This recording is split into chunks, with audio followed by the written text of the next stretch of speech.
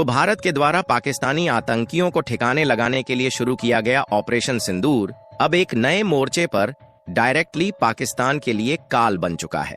दरअसल भारत ने जब ऑपरेशन सिंदूर के तहत 9 आतंकी ठिकानों को अपने घातक मिसाइल हमलों से ढेर किया तो पाकिस्तान आग बबूला हो गया और उन्होंने बिना सोचे समझे भारत पर मिसाइल और ड्रोन से अटैक करने की कोशिश की। लेकिन इसी बीच भारत ने पाकिस्तान के JF-17 और F-16 फाइटर जेट, ड्रोन्स और मिसाइल को अपने एयर डिफेंस सिस्टम से जिस तरीके से मार गिराया है उससे पूरा पाकिस्तान हिल गया है।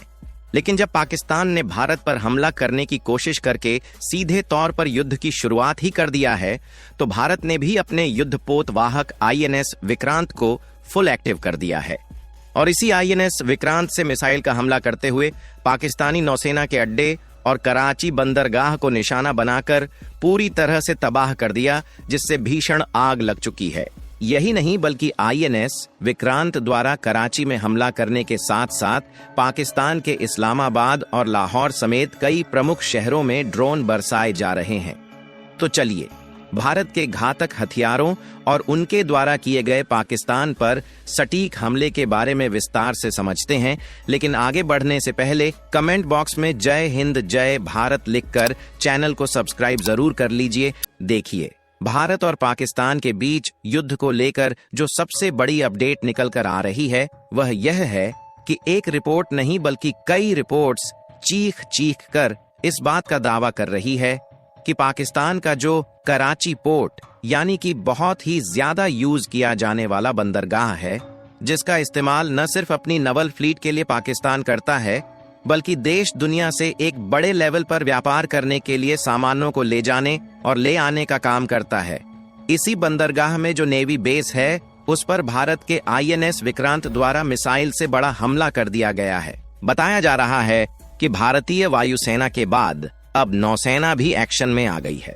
अरब सागर में तैनात INS विक्रांत ने कराची को निशाने पर लेकर भारी तबाही मचानी शुरू कर दी है। नौसेना के हमले से कराची के बंदरगाह समेत शहर में भारी आग लगी हुई है।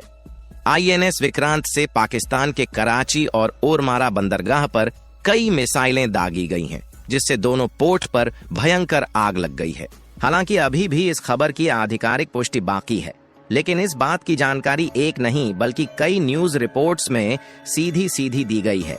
यहाँ तक कि रिपोर्ट में तो यह भी आ रहा है कि कराची पोर्ट पर एक के बाद एक धमाके हो रहे हैं, जिसमें कराची पोर्ट पर INS विक्रांत से ड्रोन अटैक भी किया गया।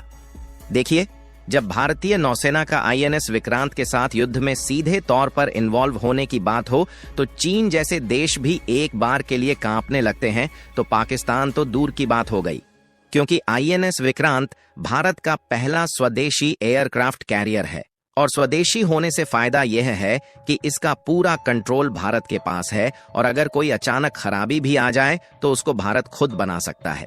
और ये खुद में एक चलता फिरता हवाई अड्डा है, जो कि चलता तो समंदर के ऊपर है लेकिन फिर भी जमीन और आसमान दोनों को कंट्रोल करता है।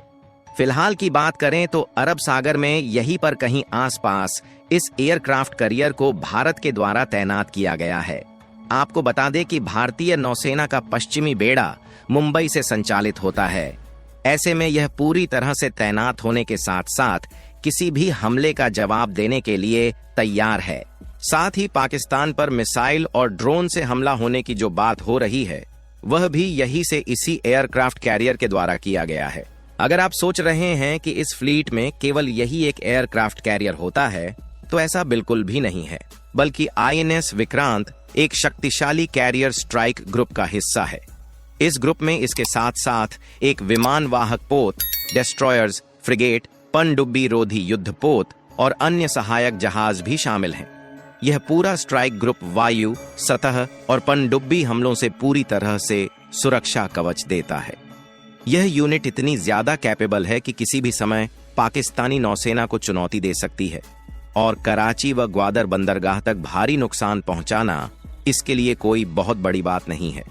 और क्योंकि यह 262 मीटर लंबा, 62 मीटर चौड़ा और 59 मीटर ऊंचा है, यानी 2 फुटबॉल मैदान के जितना यह बड़ा है, इसलिए जब ये समंदर में निकलता है तो लहरें भी रास्ता छोड़ देती हैं और सबसे कमाल की बात यह है कि यह पूरा चलता फिरता शहर है जहां इसमें 1700 क्रू मेंबर्स के लिए 2300 कंपार्टमेंट बनाए गए हैं। शहरी जीवन के लिए सभी सुविधाएं, डेडिकेटेड हॉस्पिटल होने के साथ साथ प्रॉपर सीवेज ट्रीटमेंट प्लांट भी लगा है, जो कि इस समय 30 फाइटर जेट और 16 ब्रह्मोस मिसाइल से लैश है। और लगभग 4 की संख्या में Kamov KA-31 before air warning helicopter भी डिप्लॉय है। और साथ ही वेस्टलैंड सी किंग या सिकोरस्की MH-60R पनडुब्बी रोधी हेलीकॉप्टर भी कुछ संख्या में तैनात है। जाहिर सी बात है कि जहां एक ओर भारत बड़े बड़े युद्धपोतों के साथ साथ INS विक्रांत जैसे एयरक्राफ्ट कैरियर को लेकर खड़ा है, तो सामने भले ही पाकिस्तान ने तुर्की के छोटे से युद्धपोत तैनात कर लिया है, लेकिन वह भारत की एक झटके का भी नहीं है।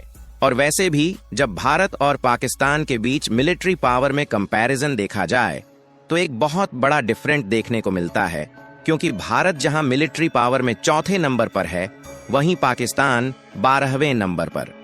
खासकर अगर नेवल पावर में पाकिस्तान को भारत के कंपैरिजन में देखा जाए तो एक झटके का भी नहीं है, क्योंकि फ्लीट स्ट्रेंथ हमारी जहां 294 है, वहीं पाकिस्तान की इसकी आधी से भी कम लगभग 114 है। और भारत के पास 2 एयरक्राफ्ट कैरियर है, लेकिन पाकिस्तान के पास एक भी एयरक्राफ्ट कैरियर नहीं है। भारत के पास 12 डिस्ट्रॉयर शिप है, लेकिन पाकिस्तान के पास सिर्फ 2 हैं। इसी तरह सबमरीन हो या फिर पेट्रोलिंग वेसल्स हो, इन सब की संख्या हमारे पास पाकिस्तान से कहीं ज्यादा है। सिर्फ जब माइन वारफेयर की बात आती है तो यह पाकिस्तान के पास 3 है, जबकि भारत के पास एक भी नहीं है। लेकिन देखा जाए तो इसकी हमें कोई जरूरत ही नहीं है। पाकिस्तान के पास इसके रहने या न रहने से कोई फर्क नहीं पड़ता। भारत के लिए कमाल की बात यह है कि पाकिस्तान के पास ज्यादा से ज्यादा डिफेंस हथियार चीन के हैं, और वह रिसेंटली भारत के हमलों को रोकने में किस तरीके से फेल हुए हैं, इसको तो हम लोग देख ही चुके हैं। यहां तक कि उनके 2 JF-17 फाइटर जेट और एक F-16 फाइटर जेट को LOC के पास हाल ही में भारत ने मार गिराया है। अब धीरे धीरे वही स्थितियां बन रही हैं जो कि साल 1971 में बनी थीं, जब हमने पाकिस्तान को घुटनों पर झुका दिया था। क्योंकि पहली बात तो न सिर्फ भारत में गोला बारूद का प्रोडक्शन तेज किया गया है, बल्कि लखनऊ में ब्रह्मोस मैन्युफैक्चरिंग फैसिलिटी को एस्टैब्लिश करने के साथ साथ अब तक भारत के द्वारा 50 से भी ज्यादा पाकिस्तानी ड्रोन मारकर गिराए जा चुके हैं। और यहीं से हमें एक सीख देखने को मिलती है कि जो लोग कह रहे थे कि भारत कुछ भी नहीं करेगा और अब अचानक पाकिस्तान के पांव उखाड़ कर रख दिया है, इसका मतलब यह था कि भारत अभी तक न सिर्फ पाकिस्तान पर हमला करने की तैयारी में था, बल्कि अपने डिफेंस सिस्टम को ही मजबूत कर रहा था कि पाकिस्तान के हमलों को किस तरीके से खत्म करना है। बाकी अगर आप लोग भी भारत के द्वारा पाकिस्तान के खिलाफ उठाए गए कदमों से सहमत हैं, तो कमेंट बॉक्स में जय हिंद जय भारत जरूर लिखें, और इस वीडियो को एक लाइक करके अपने मित्रों तक शेयर जरूर करें ताकि उन्हें भी जानकारी मिल सके।